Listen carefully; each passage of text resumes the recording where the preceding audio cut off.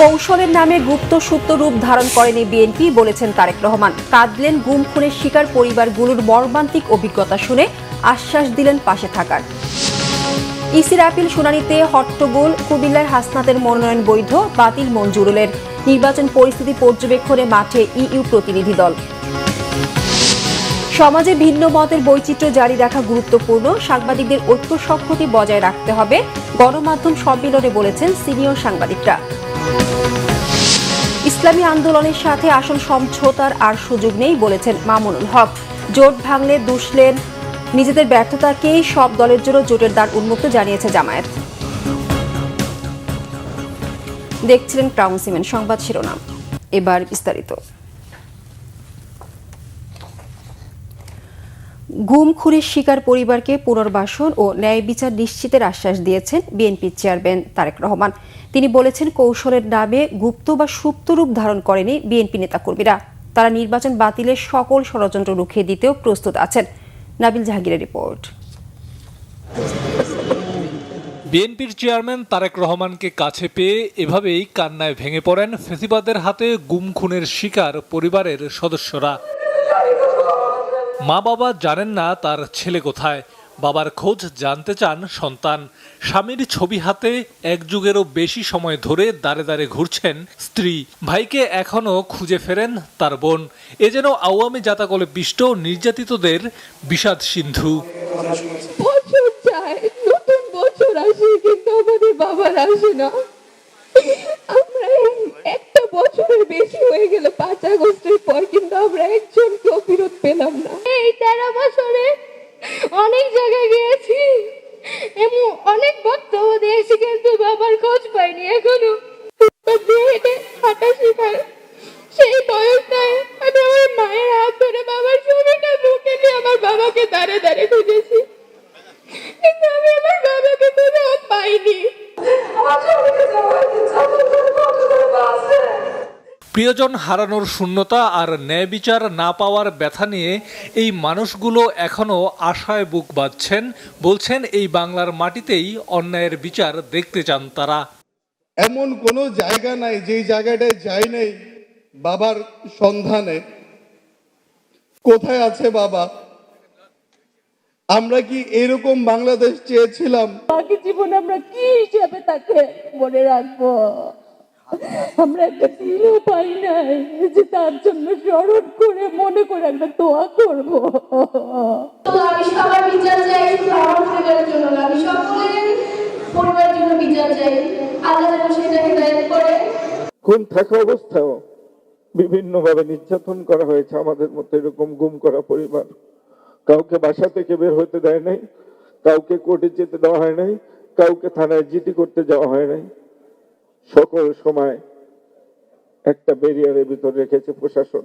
গুম পরিবারের যারা আছেন তাদেরকে পুনর্বাসনের একটি দাবি থাকছে, যে পরিবারের সদস্য যারা আছে তাদেরকে পুনর্বাসন করা যায় যাতে, এবং ন্যায় বিচারটা যাতে প্রতিষ্ঠিত হয়। গুম খুনের শিকার পরিবারের এই কান্না ছুঁয়ে গেছে তারেক রহমানকেও। মঞ্চে বসে অশ্রুসিক্ত হয়ে পড়েন তিনিও। এ সময় নিজের অভিজ্ঞতার কথা তুলে ধরেন গুমের শিকার বিএনপির স্থায়ী কমিটির সদস্য সালাহউদ্দিন আহমেদ। শিলংয়ের সেই মানসিক হাসপাতালের বন্দিশালায় ওখানেও কোলাপসিবল গেট দিয়ে বন্ধ করে রাখা হতো। আল্লাহর কাছে প্রার্থনা করলাম, কি পাগল হিসেবে এখানে আমার জীবন অবসান হবে? রব্বুল আলামিন আমার সন্তানরা কি, আমার পরিবার কি আমার কবরের ঠিকানা পাবে না, জিয়ারত করতে পাবে না? গুম খুন ও নির্যাতনের শিকার পরিবারের জন্য বিশেষ পরিকল্পনা আছে বলে জানান বিএনপির চেয়ারম্যান। আমরা এই শহীদ পরিবারদের নামে রাষ্ট্রের, দেশের গুরুত্বপূর্ণ সড়ক কিংবা রাষ্ট্রের বিভিন্ন গুরুত্বপূর্ণ সরকারি বেসরকারি স্থাপনার নামকরণ করব। রাষ্ট্রীয় সহিংসতার শিকার পরিবারগুলোর প্রতি সাধ্য মতন রাষ্ট্রীয় সহায়তা হাত বাড়ানোর প্রয়োজন রয়েছে বলেও আমি ব্যক্তিগতভাবে বিশ্বাস করি। আপনাদের প্রতি যে অন্যায় হয়েছে সেই অন্যায়ের বিচার যাতে হতে পারে, আপনারা যাতে ন্যায্যতা পেতে পারেন, সেই লক্ষ্যে আমরা কাজ করি। ফেসিবাদের প্রতিটি অন্যায়ের বিচার নিশ্চিতের আশ্বাস দিয়ে তিনি বলেন, এর জন্য গণতান্ত্রিক সরকার ব্যবস্থা প্রয়োজন। কেউ কেউ বিভিন্ন রকম কথা বলে একটি অবস্থা তৈরি করার চেষ্টা করছে, যেখানে এই গণতন্ত্রের পথ যে তৈরি হয়েছে সেটি যাতে বাধাগ্রস্ত হয়। কৌশলের নামে গুপ্ত কিংবা সুপ্ত বেশ ধারণ করেনি বিএনপির কর্মীরা। যে দলের নেতাকর্মীরা অন্যায়ের বিরুদ্ধে এ ধরনের আপোষহীন ভূমিকা রাখতে পারে, সেই দলের বিরুদ্ধে ষড়যন্ত্র কিংবা অপপ্রচার চালিয়ে কেউ এই দলকে দমন করে রাখতে পারবে না। জন আকাঙ্ক্ষা বাস্তবায়নে বাংলাদেশের গণতান্ত্রিক অগ্রযাত্রা নিশ্চিতে নির্বাচন কমিশনকে নিরপেক্ষ ভূমিকা পালনের আহ্বান জানান তারেক রহমান। নাবিল জাহাঙ্গীর, বাংলা ভিশন, ঢাকা। এদিকে বিএনপি চেয়ারম্যান তারেক রহমানের সঙ্গে ঢাকায় নিযুক্ত British High Commissioner Sarah Cook সাক্ষাৎ করেছেন। এ সময় নির্বাচন ও আগামীতে বাংলাদেশের সঙ্গে সম্পর্ক রক্ষার বিষয়ে গুরুত্বপূর্ণ আলোচনা হয়। শনিবার বিএনপির গুলশান কার্যালয়ে বৈঠক শেষে তথ্য জানান বিএনপির যুগ্ম মহাসচিব ও দলের চেয়ারম্যানের ফরেন অ্যাফেয়ার্স অ্যাডভাইজারি কমিটির সদস্য হুমায়ুন কবির। তিনি বলেন, বৈঠকে সারা কুক জানিয়েছেন, তারেক রহমান প্রধানমন্ত্রী হলে দুই দেশের উন্নয়ন ও বন্ধুত্বমূলক সম্পর্ক বজায় রাখতে চায় যুক্তরাজ্য। নির্বাচনী পরিবেশ নিয়ে ব্রিটেনের মনোভাব ইতিবাচক বলেও জানান হুমায়ুন। এ সময় বিএনপি মহাসচিব মির্জা ফখরুল ইসলাম আলমগীর ও দলের স্থায়ী কমিটির সদস্য আমির খসরু মাহমুদ চৌধুরী বৈঠকে উপস্থিত ছিলেন। এর আগে তারেক রহমানের সঙ্গে সৌজন্য সাক্ষাৎ করেন ঢাকায় নিযুক্ত নেপাল ও ভুটানের রাষ্ট্রদূত।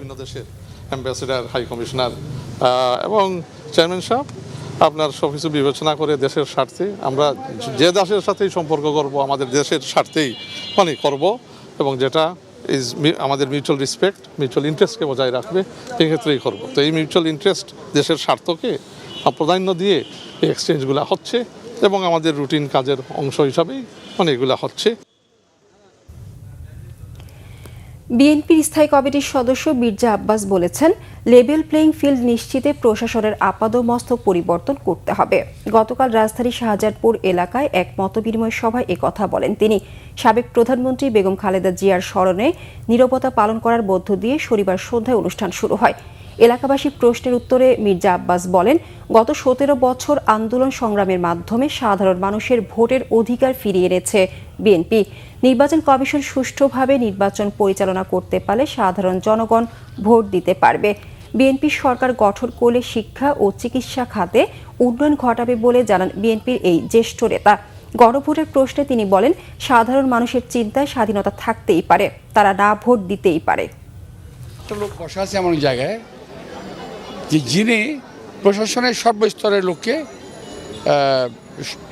পরিবর্তন করতে পারবেন। তিনি যদি ওখানে থাকেন এবং ওনার সাঙ্গপাঙ্গরা যদি ওখানে থাকেন, তাহলে তো লেভেল প্লেইং ফিল্ড হবে না। আমি মনে করি সরকারের এখন একেবারে সচিবালয়ের ভিতরে টপ টু বটম চেঞ্জ করা উচিত। আমরা গণতন্ত্রের জন্য যুদ্ধ করছি, আমরা কথা বলার জন্য যুদ্ধ করছি, আমরা অধিকারের জন্য যুদ্ধ করছি।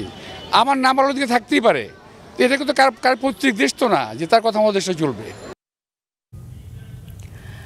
প্রার্থিতা ফিরে পেতে নির্বাচন কমিশনের শনিবার 8ম দিনের আপিল শুনানিতে প্রধান নির্বাচন কমিশনারের সামনে আইনজীবীদের মধ্যে হট্টগোল দেখা দেয়। এদিন কুমিল্লা 4 আসনের বিএনপি প্রার্থী মঞ্জুরুল আহসান মুন্সি ও এনসিপি প্রার্থী হাসনাত আবদুল্লাহর মনোনয়ন বৈধতার বিরুদ্ধে পাল্টাপাল্টি আপিলে প্রার্থিতা বাতিল হয়েছে বিএনপি প্রার্থীর। নির্বাচনে লেভেল প্লেইং ফিল্ড নিয়ে শঙ্কা প্রকাশ করেন বাংলাদেশ খেলাফতে মজলিসের আমির মাওলানা মামুনুল হক। আসন্ন ত্রয়োদশ জাতীয় সংসদ নির্বাচনে প্রার্থিতা ফিরে পেতে ইসিতে শনিবার সকালে 8ম দিনের আপিল শুনানি চলাকালে খোদ প্রধান নির্বাচন কমিশনারের সামনেই হট্টগোলে জড়িয়ে পড়েন আইনজীবীরা। এনসিপি নেতা হাসনাত আবদুল্লাহকে অকথ্য ভাষায় গালাগালির অভিযোগ ওঠে ফেনী 3 আসনের বিএনপি প্রার্থী আব্দুল আউয়াল মিন্টুর বিরুদ্ধে। কুমিল্লা 4 আসনের প্রার্থী হাসনাত আবদুল্লাহর অভিযোগ, তার আইনজীবী জহিরুল ইসলাম মুসার দিকে আব্দুল আউয়াল মিন্টু তেড়ে আসেন। বলেন, এ ধরনের ঘটনায় নির্বাচন কমিশন শক্ত ভূমিকা না রাখলে ফ্যাসিজমের বিরুদ্ধে 24-এর লড়াই বৃথা যাবে। কমিশন এবং প্রত্যেকটা আইনজীবী যখন একটা অত্যন্ত একাডেমিক পরিবেশে তাদের সাবমিশনগুলো রাখছিলেন, ঠিক সেই সময়ে আলোচনা শেষে আব্দুল আওয়াল মিন্টু এক আইনজীবীর কাছে তেড়ে আসেন, জহিরুল ইসলাম মুসার দিকে তেড়ে আসেন, তেড়ে উনাকে ব্লাডি সিটিজেন হিসেবে উনাকে বলেন যে উনি একটা ব্লাডি সিটিজেন এবং উনি হচ্ছেন এলিট ব্রিড, উনি এলিট ব্রিড। আর দ্বৈত নাগরিকত্বের বিষয়ে স্ট্রিক্ট অবস্থান রাখার জন্য কমিশনে যারা সাবমিশন দিচ্ছিলেন সেই সব আইনজীবীদেরকে উনি বলছিলেন ওনারা হচ্ছেন ব্লাডি সিটিজেন। এদিন শনিবার সকালে শোকজের জবাব দিতে নির্বাচন কমিশনে আসেন বাংলাদেশ খেলাফতে মজলিসের আমির মাওলানা মামুনুল হক। জানান, তুচ্ছ ঘটনায় তাকে শোকজ করা হয়েছে। অবৈধ অস্ত্র, দ্বৈত নাগরিকত্ব ও ঋণ খেলাপি সহ নানা অভিযোগে একজন অন্যজনের প্রার্থিতা বাতিলের আবেদনের শনিবার অধিকাংশ শুনানি করে নির্বাচন কমিশন। আসমা আক্তার নূপুর, বাংলাভিশন, ঢাকা। আসন্ন নির্বাচন পরিস্থিতি পর্যবেক্ষণে ইউরোপীয় ইউনিয়নের 56 জন পর্যবেক্ষক বিভিন্ন জেলায় গেছেন শনিবার। আইন শৃঙ্খলা পরিস্থিতি আসন্ন নির্বাচনের উপর প্রভাব ফেলছে কিনা তা গুরুত্ব দিয়ে পর্যবেক্ষণ করবে ইউরোপীয় ইউনিয়ন। বিষয়টি নিশ্চিত করেছেন ইইউ নির্বাচন পর্যবেক্ষণ দলের উপপ্রধান ইনতালাসে। শনিবার সকালে রাজধানীর হোটেলে সাংবাদিকদের সাথে মতবিনিময় সভায় এ তথ্য জানান তিনি। এ সময় তিনি বলেন, নির্বাচন ঘনিয়ে এলে আরও 90 জন স্বল্পমেয়াদী পর্যবেক্ষক যুক্ত হবেন। সব মিলিয়ে নির্বাচনের দিন প্রায় 200 পর্যবেক্ষক মাঠে থাকবেন। গতকাল থেকে দেশের 64 জেলায় 56 পর্যবেক্ষক কার্যক্রম শুরু করেছেন। তারা নির্বাচন সংক্রান্ত প্রশাসনিক কাজ পর্যবেক্ষণ করবেন। নির্বাচন প্রশাসন, প্রার্থী, রাজনৈতিক দল, সুশীল সমাজ ও নাগরিক পর্যবেক্ষক দলের সঙ্গে তারা বৈঠক করবেন। শহরের পাশাপাশি গ্রামাঞ্চলেও তাদের কার্যক্রম চলবে। জুলাইয়ের নামেই জুলাই চেতনা ধ্বংসের চেষ্টার বিরুদ্ধে গণমাধ্যমকে ঐক্যবদ্ধ হওয়ার আহ্বান জানিয়েছেন সাংবাদিক নেতারা। স্বাধীন সাংবাদিকতার স্বার্থে পেশার সবাইকে ঐক্যবদ্ধ হওয়ার আহ্বান জানান তারা। সমাজে ভিন্ন মতের বৈচিত্র্য জারি রাখা অত্যন্ত গুরুত্বপূর্ণ বলে মন্তব্য করেন সিনিয়র সাংবাদিকরা। শনিবার রাজধানী কৃষিবিদ ইনস্টিটিউটে সম্পাদক পরিষদ ও newspaper owners association of Bangladesh NOAB আয়োজিত গণমাধ্যম সম্মেলনে তারা এসব কথা বলেন। রুকনুজ্জামানের রিপোর্ট। শনিবার রাজধানীর কৃষিবিদ ইনস্টিটিউটে সম্পাদক পরিষদ এবং newspaper owners association of Bangladesh NOAB আয়োজিত গণমাধ্যম সম্মেলনে সারা দেশ থেকে আসা সাংবাদিক নেতা ও সম্পাদকরা যোগ দেন। সম্মেলনে দেয়া স্বাগত ভাষণে নিউজ সম্পাদক নুরুল কবিরের কণ্ঠে জুলাই উত্তর গণমাধ্যমে স্বাধীন সাংবাদিকতার নতুন করে দেখা দেওয়া চ্যালেঞ্জের কথা উঠে আসে। রাষ্ট্রের নানা অঙ্গ প্রত্যঙ্গের গণতান্ত্রিক সংস্কারের জন্য যখন লড়াই হচ্ছে, তখন এই প্রতিষ্ঠানগুলি আক্রান্ত হচ্ছে গণতন্ত্রেরই নামে। গণ অভ্যুত্থানের সময়কার যারা কর্মী ছিলেন, সেই কর্মীদেরই নামে আমরা এই দঙ্গলগুলোকে কাজ করতে দেখছি। কেন কর্মীদের নামে?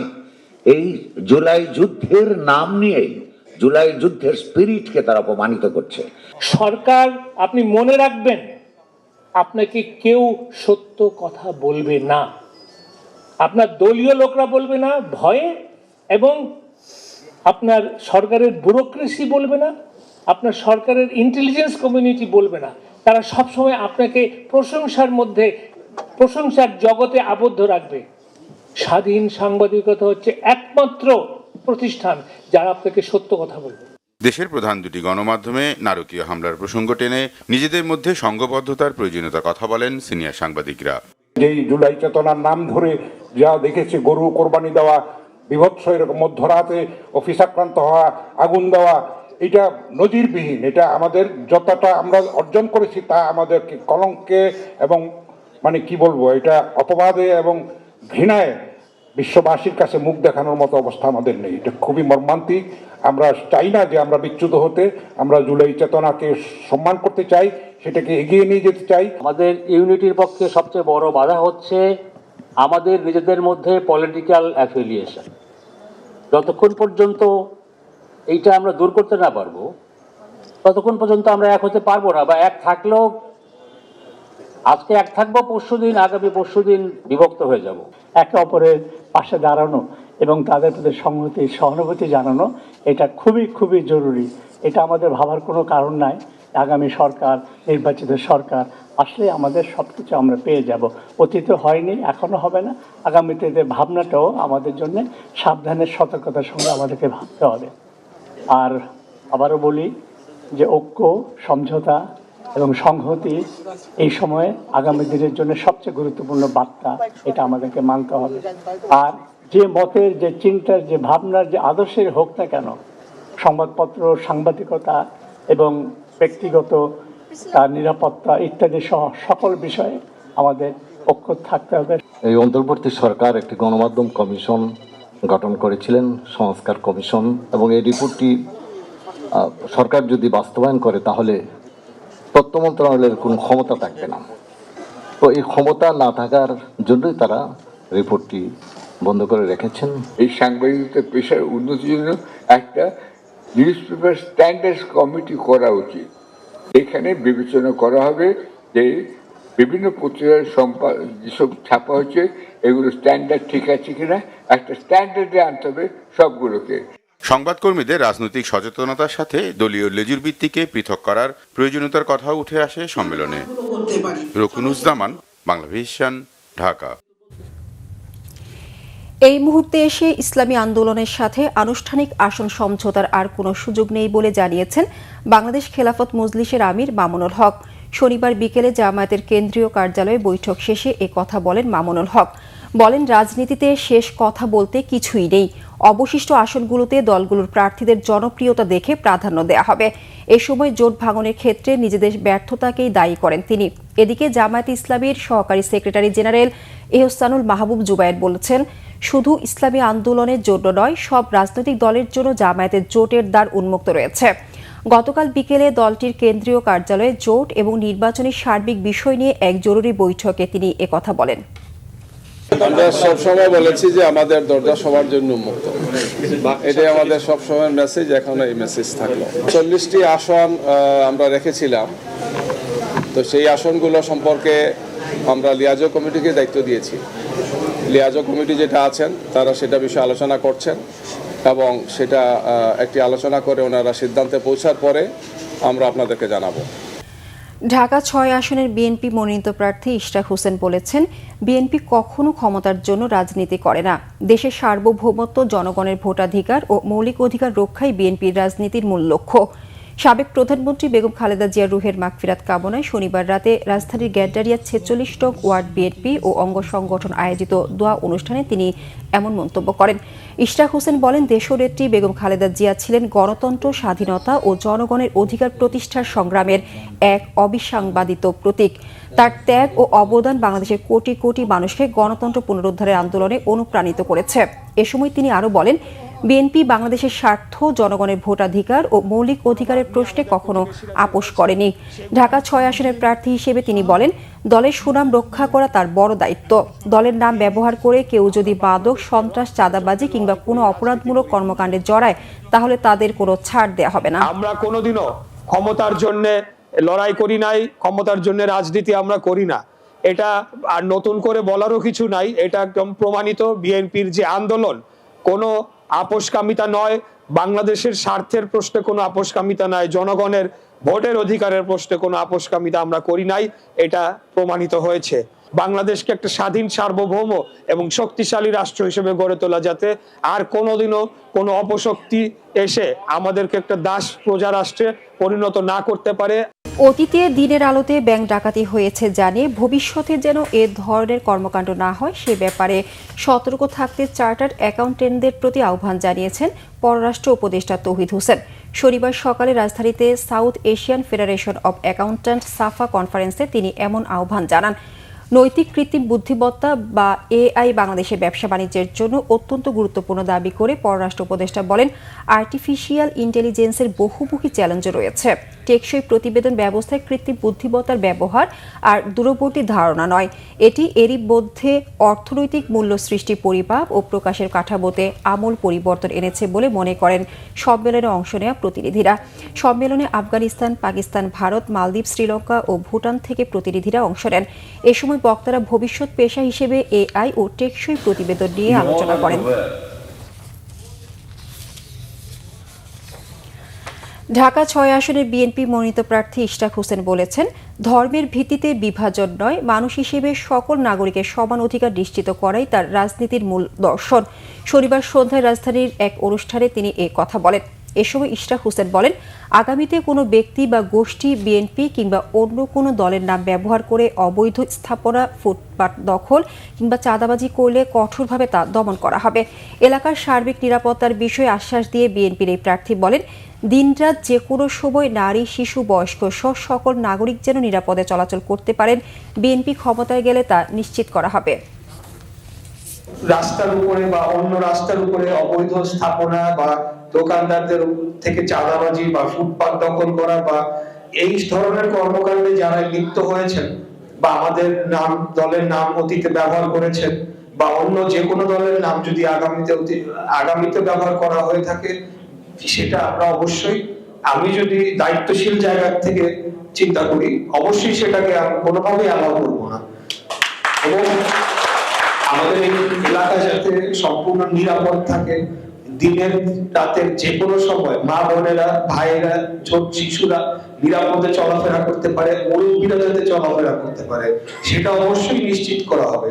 এটার কোনো অন্য কোনো ব্যতিক্রম বা ব্যত্যয় অবশ্যই হবে না, এতটুকু আপনারা আমার থেকে নিশ্চয়তা পেতে পারেন। সংবাদ শেষ করব ক্রাউন সিমেন্ট শিরোনামগুলো আরেকবার জানিয়ে।